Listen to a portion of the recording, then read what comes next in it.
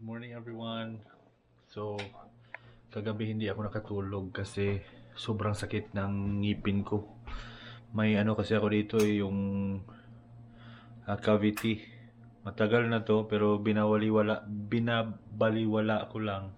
Tapos ngayon kagabi ang sakit, hindi ako makatulog. Lunok na ako ng lunok ng pain reliever. Kaya ngayon yan si Mommy. Okay. Nag-prepare na ni baby para pupunta kami sa dentist at ipapacheck ko yung ngipin ko at kung pwede ipa-extract ko na lang kasi wala na din sira na yung ngipin ko. Ang hirap maghanap ng dentist na same day. Kahit sa website nila sabing same day, my God, pagtawag mo, bukas yung ibibigay nila. Buti na lang at may isa kaming nahanap. So, kaya in-schedule kami ng 11:30. So, ayun, pupunta kami ng 11:30. Sana nga ma-extract na yung tooth ni Daddy kasi sabi ko sa kanya, i-ask, sabihan niya yung dentist na hindi niya na kaya, kailangan niya talagang tanggalin. Kasi magiging walang mangyayari kung uuwi kami na hindi matatanggal yung ngipin. So, yun na guys. Siguro tatanggalin nila kasi hindi naman siya namaga, sumasakit lang. Kaya try namin na patanggal talaga kasi hindi ako makatulog guys. Grabe ang sakit ng ngipin ko. Ayan na si baby, ready na siya. Ang cute. Buyag. Ayan guys, napakasani sa labas. Pero sobrang lamig.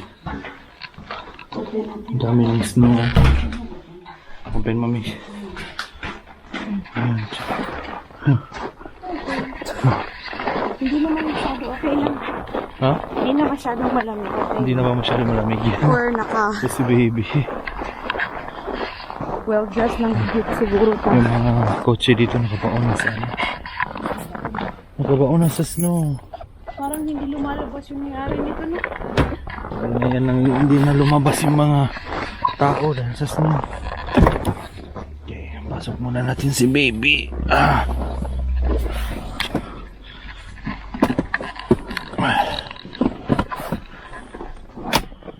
Yan.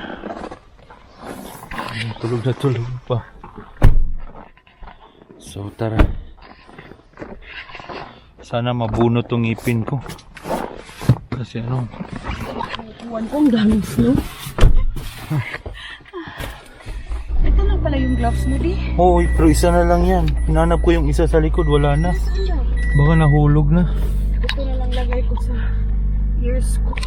Oh, yan na lang kasi malamig. Nakalimutan ni Mami magdala ng took, bonnet.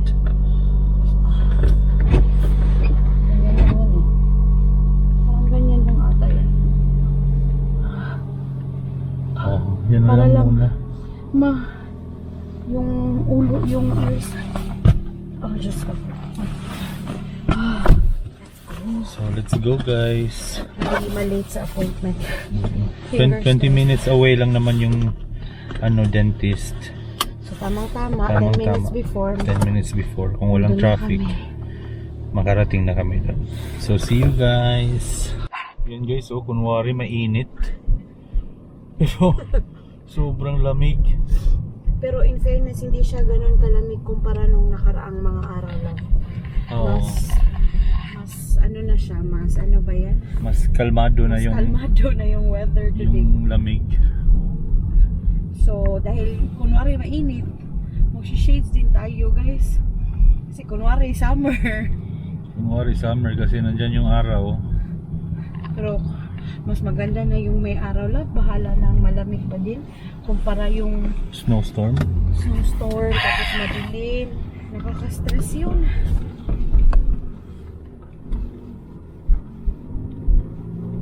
Pag ganyan, double parking na, no?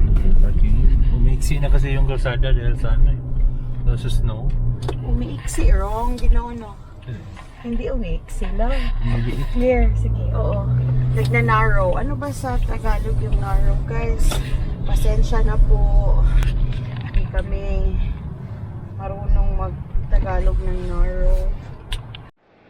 So nandito na kami guys sa Dentist, yan ang dentist na pupuntahan namin eh. 613. Kasi tinawagan namin yung dentist namin kanina, wala silang available na dentist for today.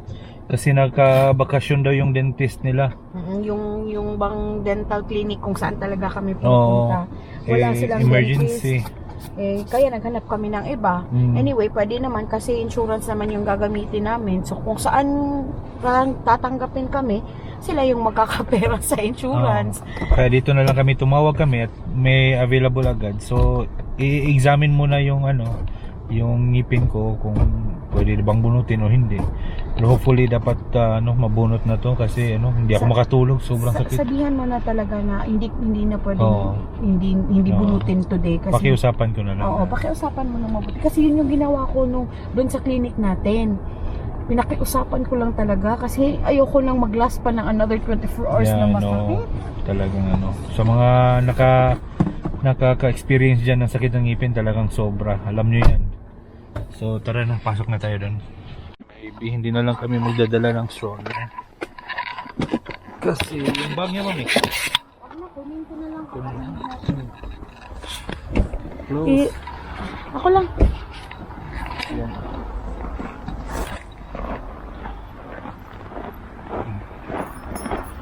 Pati dito, puti.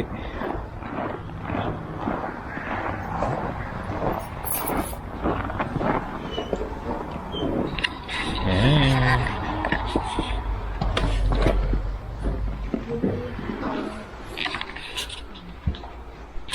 Iwan pala yung boots dito, mami. Ayay. Natanggal yung medyas. Teka. Baba ko to. Thank you.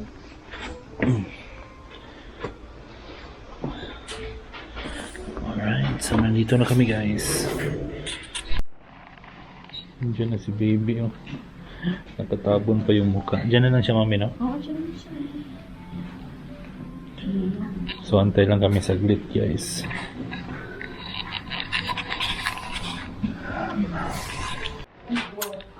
Antay pa kami saglit, guys. Talagang sumasakit na naman yung ngipin ko. Sana mabunot na talaga, no? Okay lang naman dito, relax lang naman kami. Kasi walang ibang tao, kami lang. Diyan si baby sa baba. Tulog na tulog. Tulog na. Ikaw, mami, magpapabunot ka rin ba ng ngipin? Hindi pa ngayon pa. Kung sumakit na.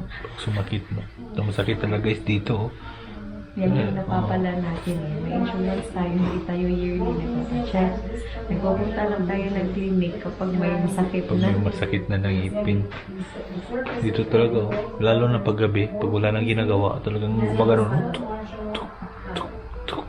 Gumaganon yung sakit, grabe. Pero yun guys, yun yung importante na may private insurance kayo dito sa Canada kasi hindi siya kasali, ang dental services hindi kasali sa government Insurance. Oh. government insurance. Okay. So kailangan may kumuha kayo ng, kung wala sa work niyo, kukuha kayo ng private para makapagpa-dental kasi pag wala kayong insurance, ang bunot is more or less $600. Pero ang mahal din kasi pag hindi sa employer, Oo. mahal. Mahal yung dental benefits. So mabuti talagang sa employer merong gano'n, no? Kung makahanap ng gano'n. Oo, kasi pag nagpapabunot ka, talagang mahal dito kung galing sa pocket mo. 600. Abuti ng $600. Bunot lang yun ng isang ngipin, ha? Kaya importante din may insurance galing sa employer. Yan, natapos na rin, guys. Success. Thank you, Lord. Ayan, tapos na. Masaya na si Daddy. Masaya na, makakatulog na ako ng maayos mamaya. Medyo nahirapan yung dentist kasi Impacted na siya. napupurpog siya eh. Ah, talaga lang? Oo. Tapos wala na siyang, halos nasa root na siya, di Oo, ba? nasa root na siya. Parang nag-level na siya sa sa gums. Kaya pinakagalan. Hindi na masyadong matagal. Almost, parang 45 minutes. Ay, Diyos ko, Lord. Una ang during end, mami, unang suot na. Okay. Nagising pa.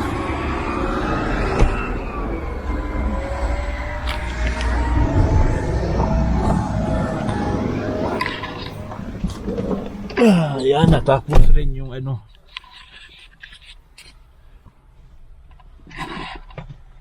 Tapos rin ang pagbunot sa ngipin. So guys, pag nagpabunot kayo ng ngipin dito sa Canada, ito yung bill ko. Oh my God. Diyos ko Lord. Umabot pala ng... Yung bill ko umabot ng 589 Hindi, 727. Oh, of 727. yes. That's the total bill. Yeah. Kasi yung pagbunot lang guys, $400. Yung pagbunot lang yun ha. Tapos may mga panoramic radiograph, 86. Tapos ganon. yung exam and diagnosis emergency 155, Mm. 43. Basta ang dami niya. But but 500 lang. Yung 589 yan yung binayad ng insurance. Ah, okay. So 589 guys yung kinover ng insurance. Tapos Out yung of 727. Tapos yung nabayaran ko is 137.50. Kasi yun na lang yung subtract. I-subtract mo, di ba? Yun yung answer. So imagine niyo pag wala Kung kang walang insurance, saan ka kukuha ng 727 agad. para mabunot? Diyos para ko Lord. mabunot lang. Kaya yung iba pag walang insurance dito, tapos umuwi ng Pilipinas, dun sila nagpapaayos ng ngipin nila. Kasi ang mahal talaga dito guys. Kaya importante rin na kukuha ka ng insurance pag may in-offer yung yung company sa inyo na insurance. Kahit nga yung iba, kahit wala silang offer sa company love, kumukuha talaga sila ng private na Private insurance. Oo. health insurance, no? Oo, kasi ang hirap guys. Hindi mo malalaman kung kailan sasakit yung ngipin mo. Kailan ka magkakaroon ng dental emergency. So just ko, kung wala kaming insurance, baka magtiis na lang si Fritz hanggang makauwi ng Pilipinas. Imagine mo yun, parang Ay, Diyos ko Lord. ang laki, parang laki, 700. the whole week mong kinikita yan. 727. Tapos ibabayad mo lang sa sa dentist kasi nga syempre kailangan mo naman, pero ang mahal pa rin. So yun lang guys, pupunta kami ng mall kasi maghanap kami ng makainan.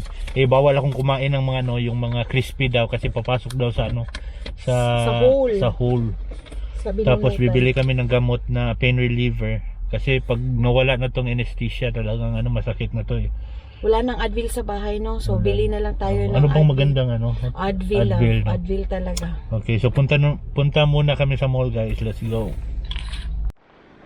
Dito na kami guys sa mall.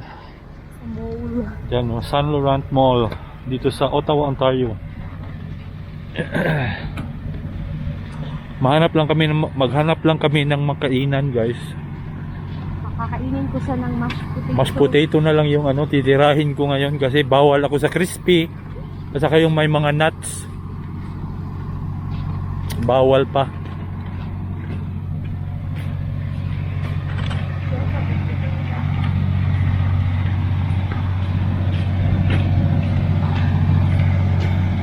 Diyan tayo pupunta sa mall, San Laurent Mall. Malamig ngayon as usual. Yan. Salamat at mainit na. Warm na, lamig sa labas. Si baby, open si baby mami. Salamat din at okay ka na. Kasi kagabi ka pang kawawa. Kagabi pa siyang kawawa. Bumalik na yung sigla ko guys. Grabe, kagabi wala ako sa mood. Tapos nagigising ako sa sobrang sakit. Kaya ngayon okay na. Thank you Lord. Saya na. Masaya na si mami.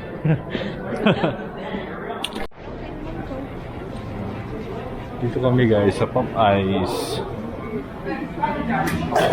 Bakit nilang yung order mo eh? Parang dalhin natin yung iba sa mga bata.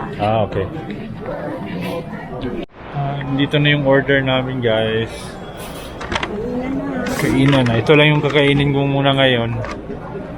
Itong Mashed potato. Tapos babalatan ko na lang siya ng chicken. Na walang skin. Kasi bawal daw crispy eh.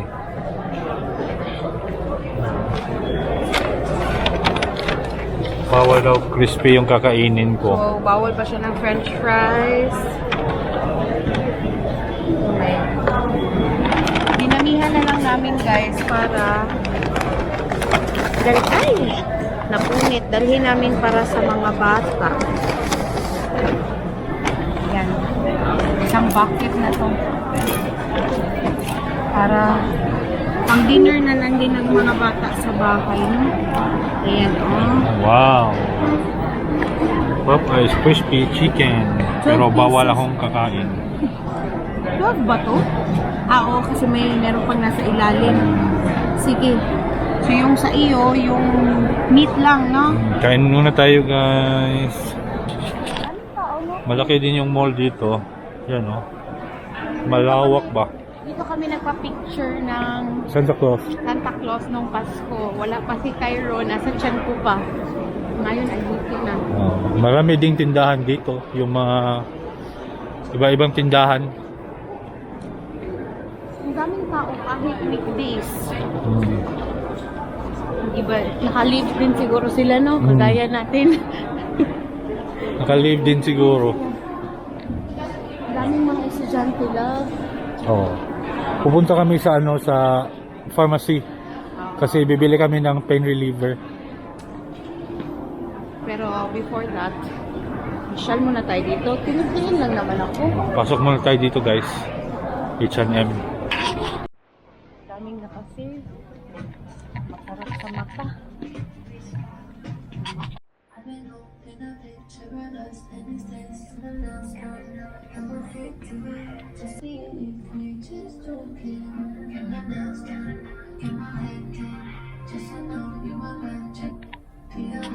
May nakita si May Daddy. nakita akong $20 dito oh. Nahulog. Finders keepers daw. Finders keepers. Tinawag niya ako, sabi niya, maganda daw para kay Kailon. Sabi ko, ano yan? Gino ko money din. Money, $20 guys. Nakakita ko ng $20. Hindi ba hindi ba Finders yan, keepers yan hindi eh. ba yan nakakagaba? Hindi, nakita ko to eh. Alam nga naman pagsigawan ko dyan, sinong wala ng $20, diba? Ibili mo na naman something. Hmm.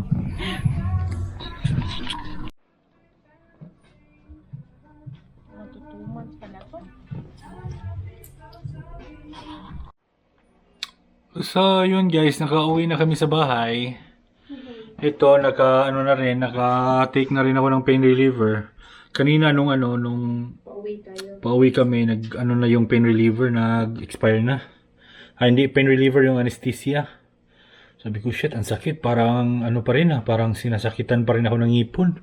Ng ngipin pala. Pero, bumili ako kanina sa pharmacy ng Advil, yung gel para malakas ba. So ngayon okay na, nawala na. Thank you Lord. Thank you for everything. Also thank you for my wife for the effort. Yeah, so yun lang guys ang ganap today. Thank you for watching. See you next time.